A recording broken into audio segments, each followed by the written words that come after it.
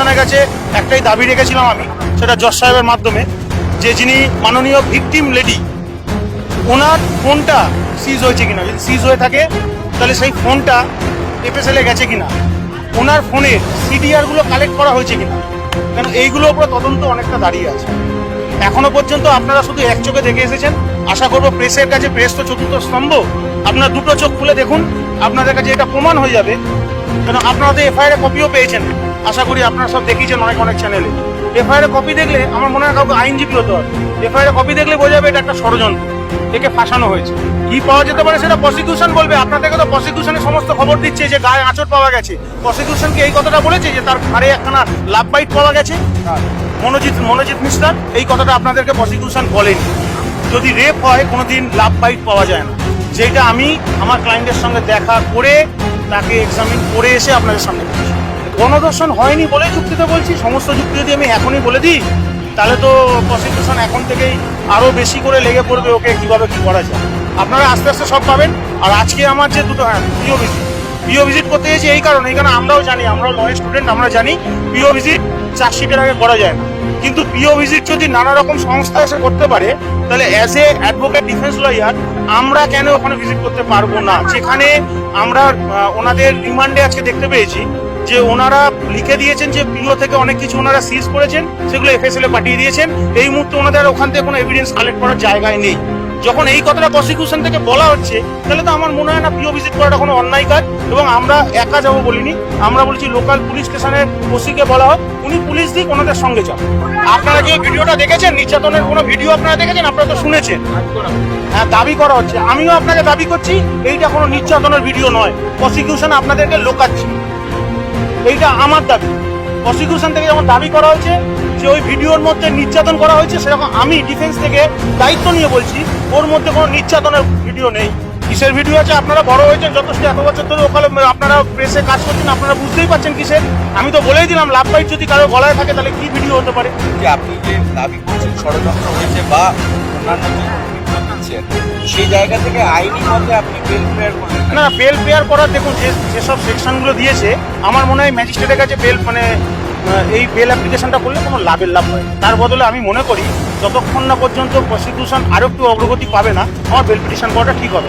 আমি চাই প্রসিকিউশন করুক না। নির্যাতিতা যে অভিযোগ করছে সম্পূর্ণ মিথ্যে কথা বলছি কিনা, আপনারা তো তাদের কপি পেয়েছেন, আপনারা তার মধ্যে থেকে বুঝতে পারছেন। আচ্ছা আপনারা আমাকে বলুন তো, একটা ঘটনা ঘটেছে রাত্রি 10:30টায় হলো, এটা আপনারা দেখেছেন, আমিও আপনাদের থেকে দেখেছি। প্রথম দিন আমি ছিলাম না, আমি আপনাদের প্রেসের মাধ্যমে দেখছিলাম। 10:30টার ঘটনা পরের দিন 4:45 গিয়ে দেখা যাচ্ছে উনি কমপ্লেন করলেন। তারও আশা করি তারও ঘন্টাখানেক পর মেডিকেল লিগাল হয়েছে ওনার। একটা মহিলা ওইটুখানি টাইমের মধ্যে একবারও নিজেকে ওয়াশ করেনি বা ইউরিন করেননি, তাহলে কোথা থেকে পাওয়া যাচ্ছে? এর জন্য আইনজীবী হতে হয় না। আপনারা তো ক্রিমিনাল রিপোর্টার, আপনারা তো জানেন এরকম, আপনারা অনেক দেখেছেন। এই কথাগুলো তুলে ধরা উচিত। দাদা আপনার আমার মক্কেল একা ছিল না, আমার মক্কেলের সঙ্গে তো ওই ভিকটিমও ছিল। তাহলে এবার আপনি বলুন একটা ভিকটিম কি করছিল তখন ওই রাত্রে? এই কথাটা তো অভিযোগে পাচ্ছে, সেই জন্যই তো আমি সিডিআরটা কলফর করতে বলেছি যে যদি তাকে আটকে রেখে দেওয়া হয়, সে কি তার বাবা মাকে কোনো কিছু জানিয়েছেন ফেসবুকে? না তিনি ফোন করেছেন, না সেই যদি রাখাও থাকে তারপরে উনি বেরিয়ে কাকেও জানিয়েছেন? তারপরে বাবাকে ফোন করেছেন বলছেন নিয়ে যাওয়ার জন্য। বাবাকে জানানোর পর সঙ্গে সঙ্গে ওনার বাবাকে নিয়ে থানায় কেন গেলেন না? কেন ওয়েট করলেন পরের দিন 4:45 অব্দি? এই কথাগুলো তো আপনারা তুলে ধরলেন না। 3 লাখ যেটা কেনা হয়েছে সেটার জন্য এই যে ভিকটিম আছে ওনার একটা প্রথম থেকে বরাবরই ওনার একটা শ্বাস প্রশ্বাসের প্রবলেম আছে।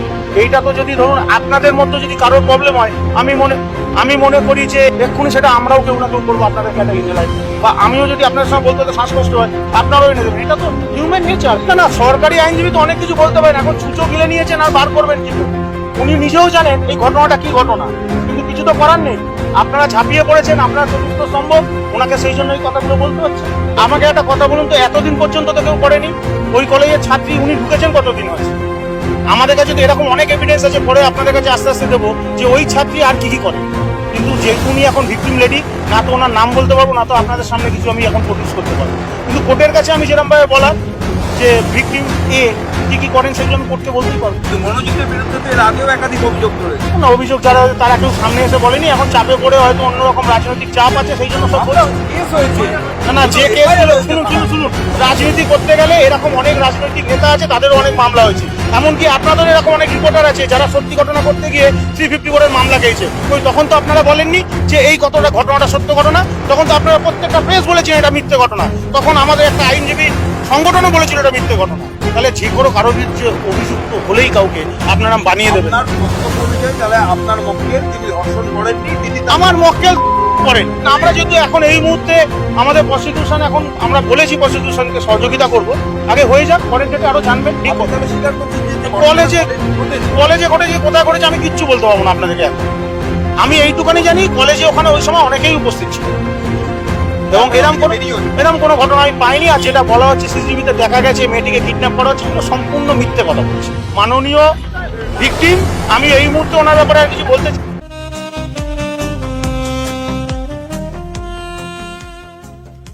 সর্বস্তরের ক্রেতা বন্ধুদের শুভ কামনায় বাবা লোকনাথ বাইক পয়েন্ট।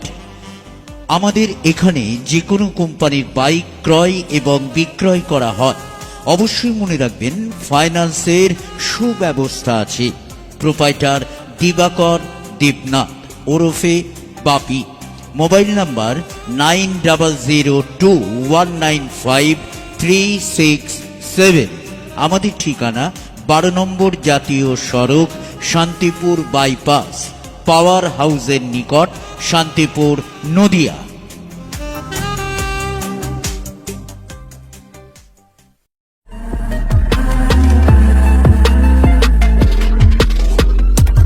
নমস্কার, আপনারা দেখছেন HR নিউজ 24, সত্যের লক্ষ্যে মানুষের পাশে।